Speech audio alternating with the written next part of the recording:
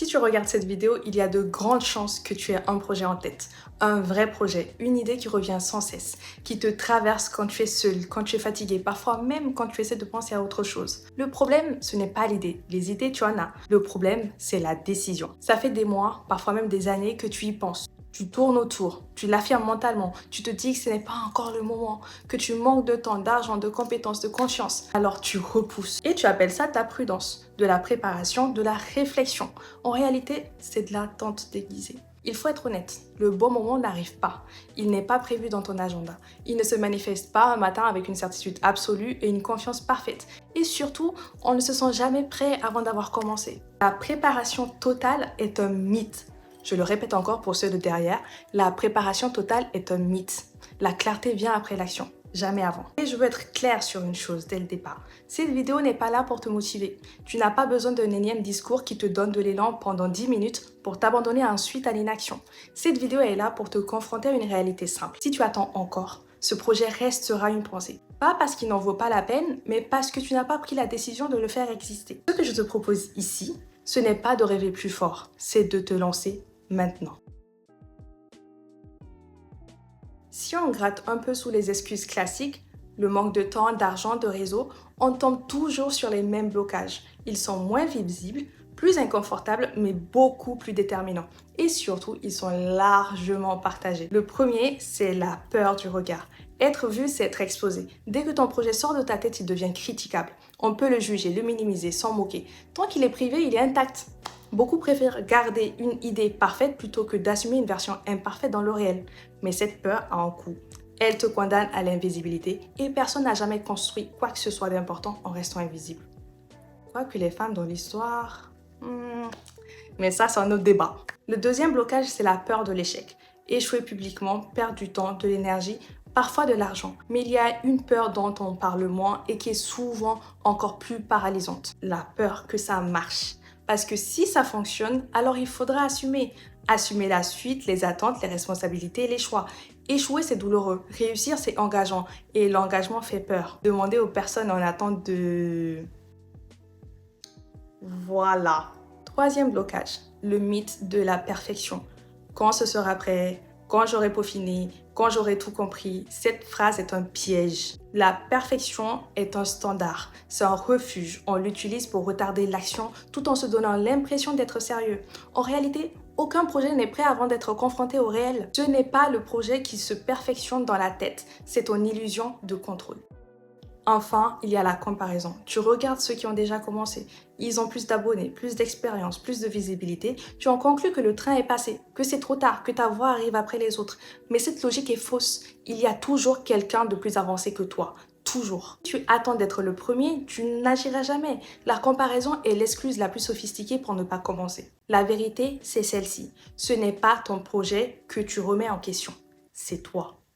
Tes capacités, ta légitimité, ton droit à essayer. C'est là que le syndrome de l'imposteur s'installe et contrairement à ce que l'on croit, il touche surtout ceux qui ont quelque chose à dire parce qu'ils mesurent l'écart entre ce qu'ils font aujourd'hui et ce qu'ils aimeraient faire demain. Et il y a un point essentiel à comprendre. Les gens qui se lancent ne sont pas plus confiants que toi. Ils ne sont pas plus prêts. Ils ont simplement pris la décision d'agir avant que la confiance arrive. La confiance n'est pas un préalable, c'est une conséquence. Lancer un projet, c'est un acte de courage. Le courage de faire sans garantie, le courage d'accepter l'imperfection, le courage de continuer même quand le doute est toujours là. Il y a une idée profondément ancrée dans nos têtes, celle qu'il faudrait être prêt avant de commencer. Prêt mentalement, prêt financièrement, prêt techniquement, prêt émotionnellement.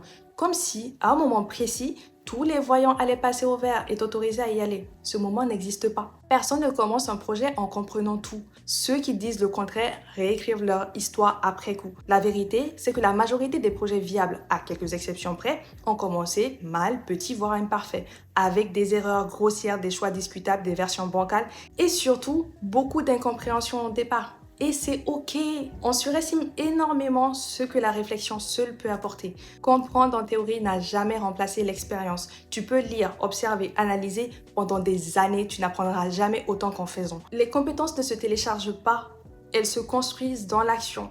Par essai, par ajustement, par correction. Attendre de tout comprendre avant de se lancer, c'est attendre de savoir nager avant de mettre pied dans l'eau. Il y a aussi l'attente de validation extérieure, le regard rassurant d'un proche, l'encouragement d'un mentor, l'approbation d'une autorité légitime. Mais cette validation n'arrive presque jamais avant l'action. Elle arrive après, quand quelque chose existe, même de façon imparfaite. Tant que ton projet reste une idée, il n'a pas de poids réel. Les gens ne valident pas les intentions, ils réagissent aux faits. Ce qu'on appelle alignement, en réalité, c'est souvent une tentative de se protéger de l'inconfort, de repousser le moment où il faudra prendre une responsabilité claire, celle de commencer sans garantie. Et tant que tu refuses de faire le premier pas, tu restes coincé dans une illusion rassurante, celle de la préparation infinie, une illusion qui ne produit rien. Rien.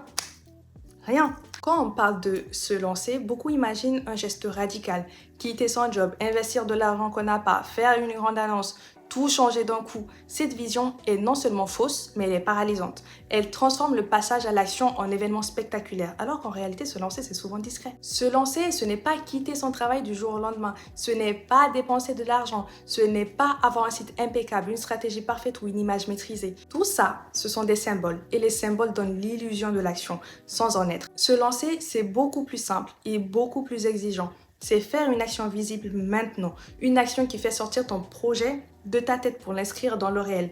Publier quelque chose, même maladroit, écrire une page, passer un appel que tu repousses, envoyer un message, tester une idée à petite échelle, même une ébauche. Bref, produire une trace. Cette trace est essentielle parce qu'elle change ton rapport au projet. Tant que tout reste interne, tu peux fantasmer, réécrire et corriger mentalement. Dès que quelque chose existe à l'extérieur, tu entres dans une autre dynamique, celle de l'ajustement. Tu n'es plus en train d'imaginer, tu es en train de construire. C'est pour ça que j'aime cette règle simple. Si ton projet est réel, il doit exister hors de ta tête aujourd'hui, pas demain, pas quand tu auras le temps, aujourd'hui. Même sous une forme minuscule, même sous une forme qui ne te satisfait pas encore. Parce que c'est comme ça que les projets avancent. Pas par des intentions, mais par des actes.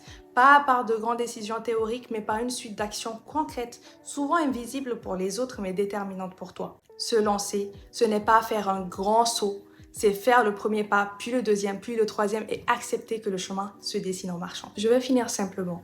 Ce projet auquel tu penses ne va pas disparaître. Tu peux l'ignorer, le repousser, l'enfouir sous le quotidien, mais il restera là. Il reviendra quand tu seras fatigué, frustré ou face à une vie qui ne te ressemble pas vraiment. À un moment donné, tu devras choisir. Soit tu le portes, soit il te hante.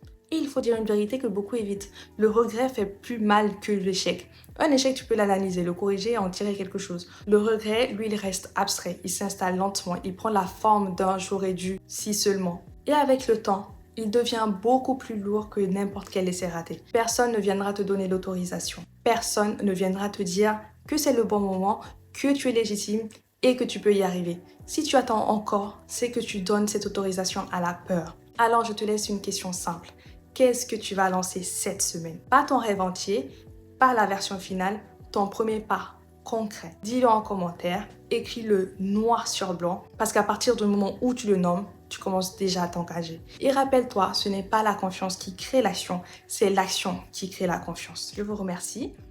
Et je te remercie, toi en particulier, d'être venu jusqu'ici.